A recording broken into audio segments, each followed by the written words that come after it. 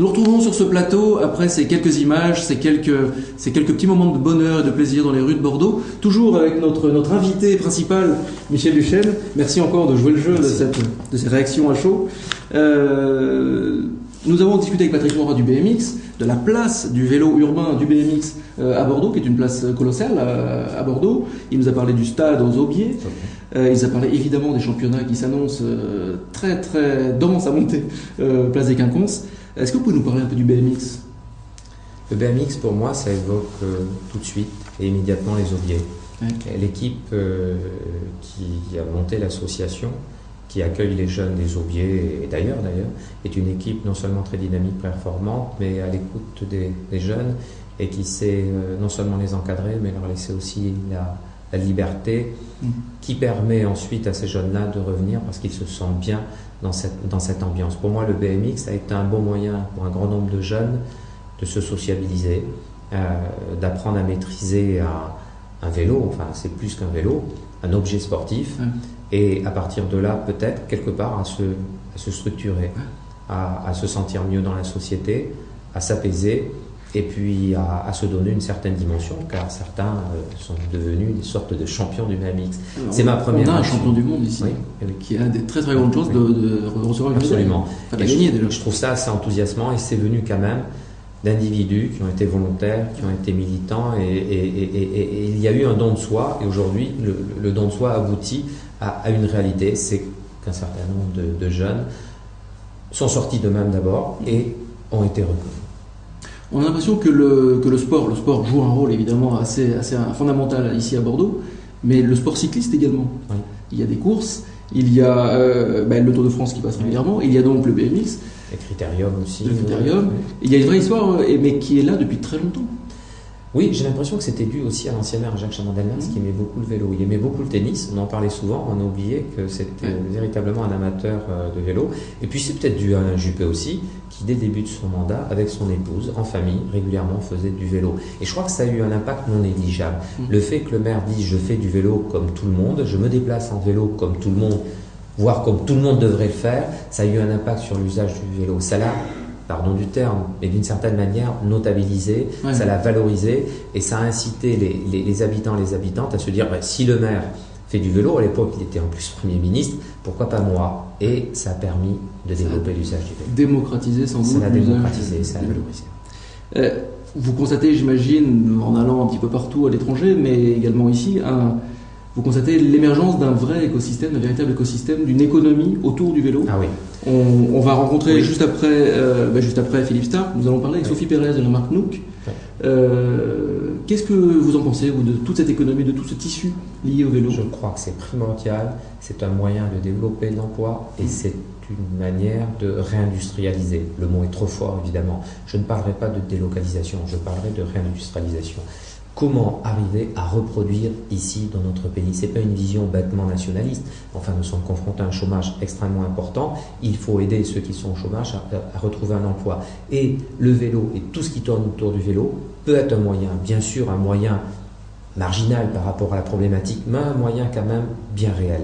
Par exemple, nous avons l'idée, nous avons l'intention, on y est arrivé pour le vélo de Starck, je pense qu'on y arrivera pour ce concept. Nous voudrions créer un lieu qui s'appellerait par exemple Cyclable et qui regrouperait des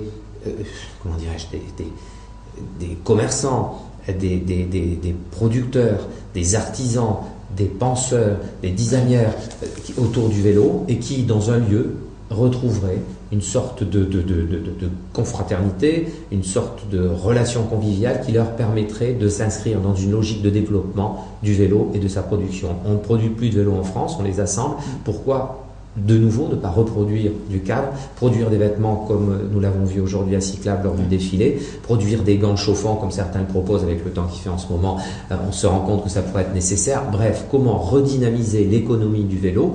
La représentante de Peugeot ce matin rappelait qu'avant de faire des voitures, Peugeot faisait des vélos.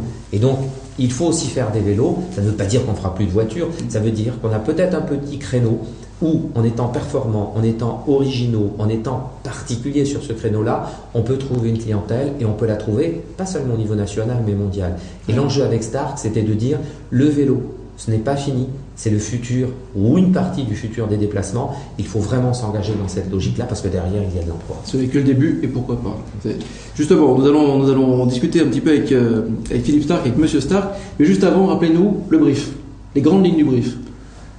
Pas plus de 300 euros. Alors, oui, j'étais en train de réfléchir pour ne pas dire de bêtises. Priorité, un vélo simple, basique, peu coûteux. Peu coûteux, ça veut dire pas plus de 300 euros, pas trop de gadgets à l'intérieur, pas d'électronique embarquée, le vélo de monsieur et madame tout le monde. Un vélo qui s'adresse à toute la famille, un vélo qui soit simple d'usage, un vélo qui se répare facilement, un vélo qui ne coûte pas trop cher en réparation et en entretien, et puis un vélo, disons-le, faut être honnête, qui fasse un peu événement, et un vélo avec un supplément d'âme. Il n'y en avait qu'un qui corresponde à ce cadre-là, c'était Starck. Pour quelque part, c'est ce supplément d'armes que nous cherchions. On ne cherchait pas un guidon avec 2 roues, on cherchait quelque chose d'autre. Dire, on va plus loin que le vélo actuel et on s'inscrit dans le futur du vélo. Ça ne sera pas le dernier des vélos au monde, ça sera le début de quelque chose. Starck, c'est une rencontre au hasard comme ça, au petit bonheur, ou c'est... De ma part, c'était tout d'abord un designer que j'aime depuis les années 70. Je considère que c'est l'un des créateurs du design populaire. Il a rendu le design au peuple, si je puis dire, à la population, et dans une démarche pas populiste, dans une démarche honnête. C'est donc le design pour tous. Et puis pour Starck, c'est aussi une rencontre un peu au hasard, comme ça, dans la cour de la mairie, où il venait débattre avec le maire du projet de Mama Shelter, qui se trouve ici à quelques mètres et en face de l'Athénée où nous nous réunissons. Et c'est un moment où il passe devant moi, il voit mon vélo, il me dit « mais c'est quoi ce vélo hollandais ?»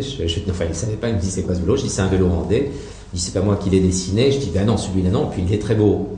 Il regarde, il dit « oui, il est trop designé ». Je me suis dit « il n'a pas tort, il est trop designé, alors faisons le vélo pour tout le monde ». Et on a commencé à en discuter, ça avançait très rapidement, on y a cru, il a apprécié Cyclable il y a 2 ans, il a apprécié de s'exprimer sur autre chose que le design, sur sa vision de l'avenir des déplacements, et à partir de là, une relation s'est nouée. Je crois qu'il apprécie le maire aussi. Et puis voilà, il a joué le jeu, on a joué le jeu, et on va vers une production.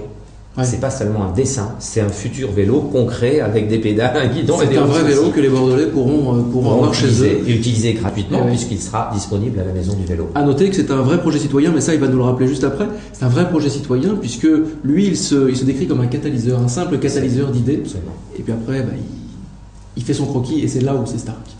À tout de suite après ça.